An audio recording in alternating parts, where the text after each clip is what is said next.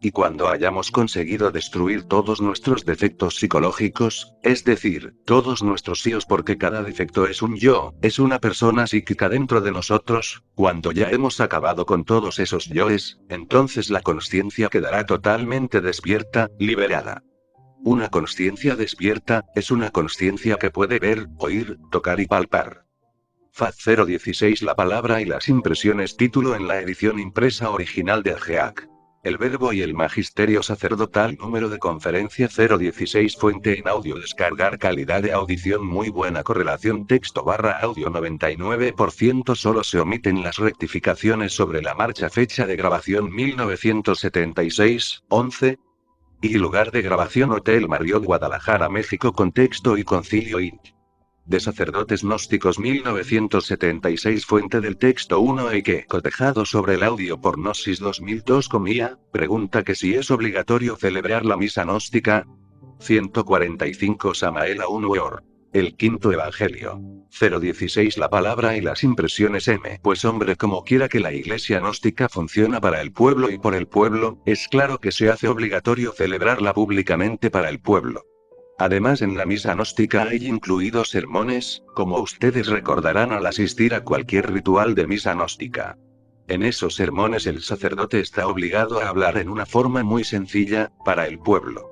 Pero que los sacerdotes no cometan el error de hablar en un lenguaje que el pobre pueblo no entienda. Si tienen ganas de hablar asuntos esotéricos elevados, que lo hagan en el círculo esotérico, que lo hagan en tercera cámara, o en segunda, pero no ante el pueblo. Creo que el pueblo merece alguna consideración. Al pueblo se le debe hablar sin términos técnicos de ninguna especie, porque el pueblo no entiende tales términos. Se le debe hablar en un lenguaje muy simple, muy sencillo, al alcance de todos. Nunca se debe usar la tribuna para herir a alguien con la palabra. Jamás se debe tratar de ironizar o satirizar en alguna forma al auditorio, al pueblo, a los fieles. La palabra debe salir del corazón, no de los distintos agregados psíquicos que llevamos dentro. Con profundo dolor me doy cuenta que cuando alguien habla, la palabra sale desgraciadamente, no de las profundidades del ser, sino de entre el fondo de cualquier agregado psíquico inhumano. Si la palabra brotara exclusivamente de la esencia, no habría nada que objetar, sería pura, perfecta. Pero las gentes tienen los agregados psíquicos muy desarrollados. Así es que muchos sacerdotes gnósticos o directivos de santuarios en general, cuando se dirigen a la Grey, lo hacen casi siempre con el propósito secreto de lanzar alguna ironía contra alguien, de humillar a alguien, de insultar a alguien, etc. Es decir, no nace la palabra de la esencia pura, no brota del ser, surge de entre cada botella, deviene de entre el fondo de algún yo, y por ello no es espontánea, no es pura, no produce un efecto creador. Por lo común, la palabra que los sacerdotes gnósticos pronuncian, tiene origen entre las entrañas de tal o cual agregado psíquico, ya sea este de envidia, ya sea de ira, ya sea de amor propio, ya sea de orgullo, de egoísmo, de autosuficiencia, de autoimportancia, de engreimiento, de ambición, etc. Mas nunca, con dolor veo, que surja la palabra espontánea brotada de las entrañas, del ser, y esto es lamentable.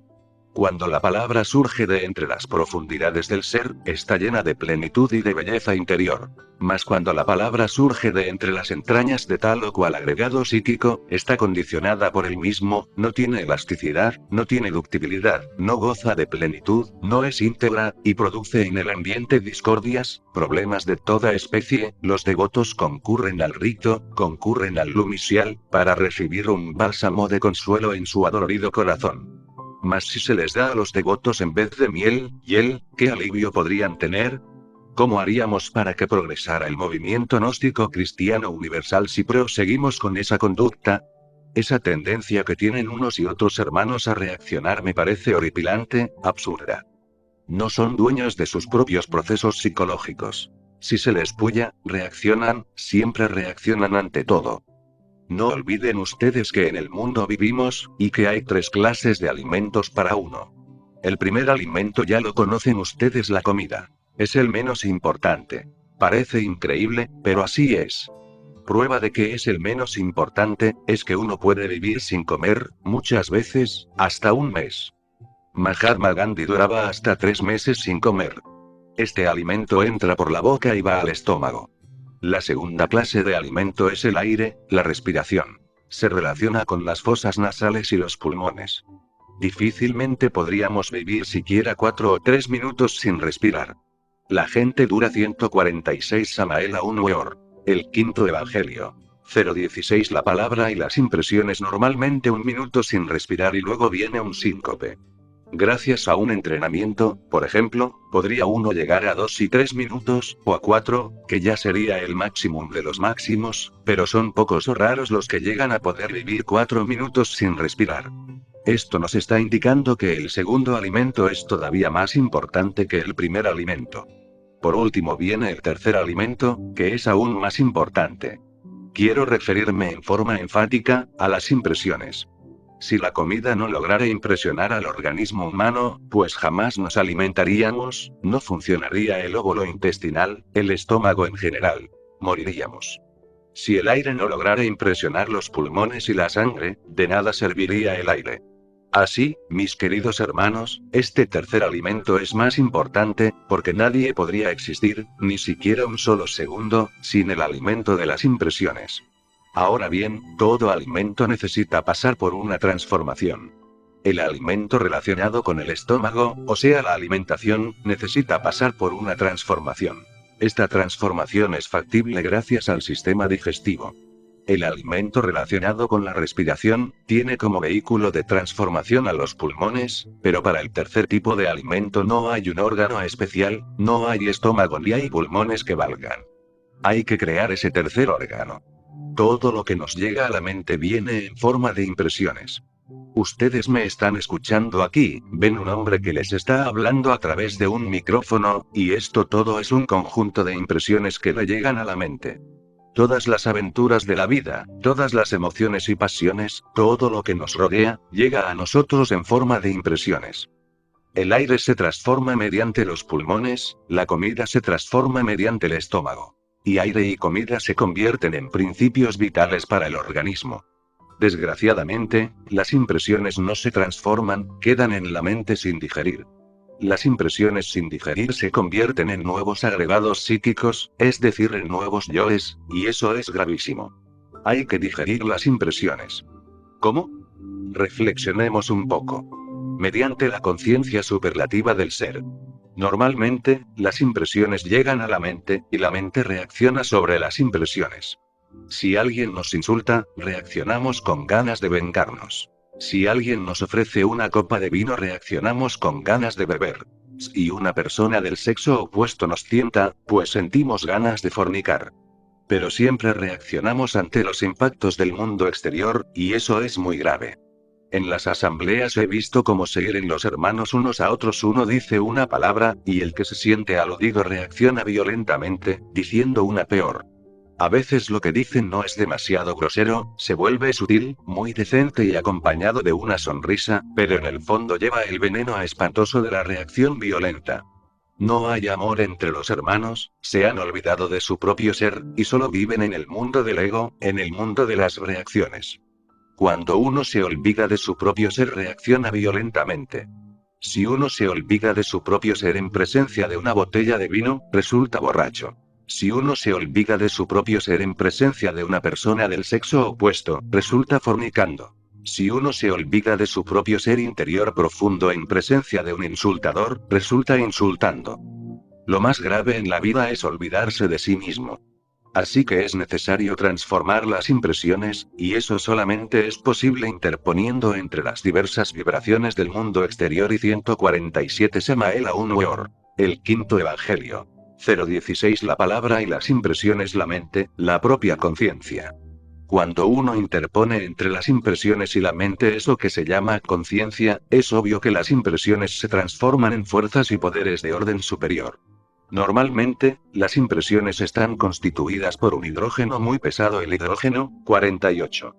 Cuando uno interpone entre las impresiones y la mente, la conciencia, el hidrógeno 48 se transforma en 24, que sirve para el alimento del cuerpo astral. A su vez, el excedente del 24 se transforma en hidrógeno 12, que sirve para el alimento del cuerpo mental.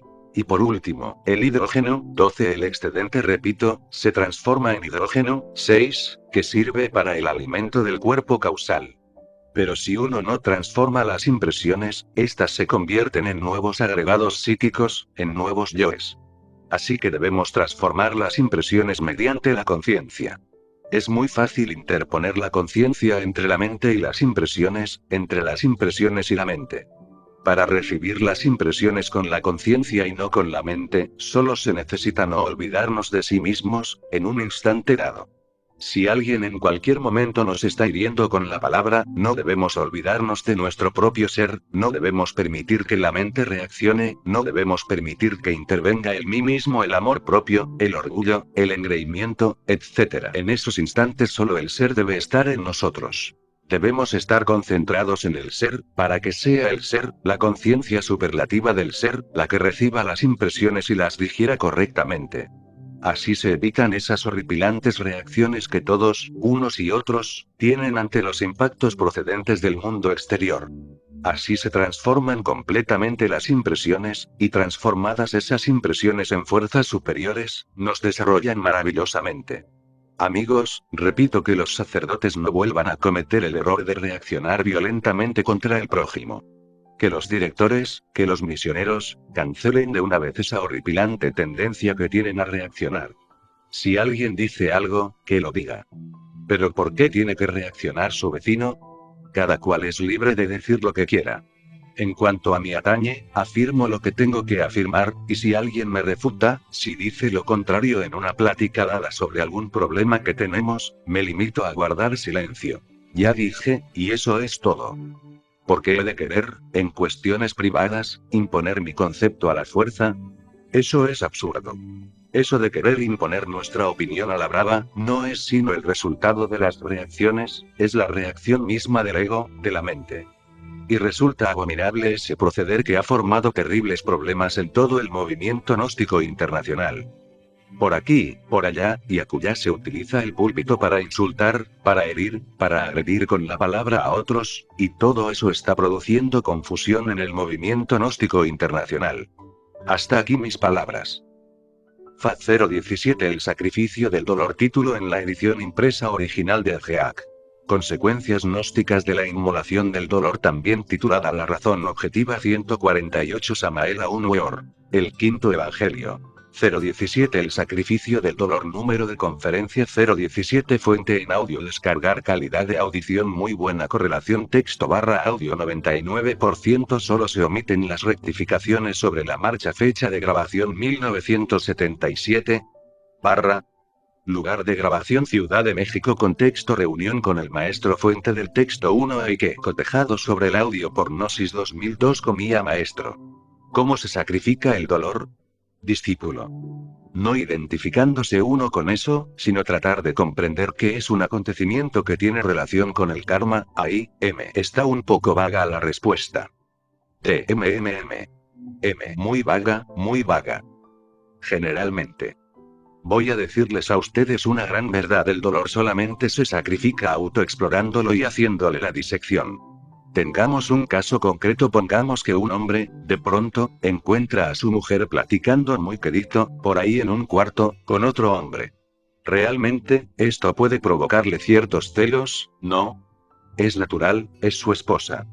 Ahora, si encuentra a la mujer ya demasiado quedito, en demasiada intimidad con un sujeto XX, puede haber un estallido de celos, ¿no? Acompañado de un gran disgusto, ¿no? Tal vez hasta una riña con el otro hombre, en fin, por celos. Esto produce un dolor espantoso al marido ofendido, ¿no? Que hasta puede dar origen a un divorcio, ¿no? Un dolor moral horripilante. Sin embargo, tuvo un pique, platicaba muy quedito, pero no te consta nada malo. Pero la mente puede formarse muchas conjeturas y aunque la mujer niegue, la mente es muy... Tiene muchos ardides, muchos recovecos, en los que se forman, realmente, muchas conjeturas. ¿Qué hacer para salvarse a ese dolor? ¿Cómo aprovecharlo? ¿Cómo renunciar al dolor que le ha producido eso? Hay una forma de resolverlo y de sacrificar ese dolor. ¿Cuál? La autorreflexión evidente del ser, la autoexploración de sí mismo. ¿Están seguros ustedes, por ejemplo, de que ustedes nunca han tenido relación con otra mujer? ¿Se está seguro de que jamás se ha acostado uno a dormir con otra fémina? ¿Se está seguro de que jamás uno ha sido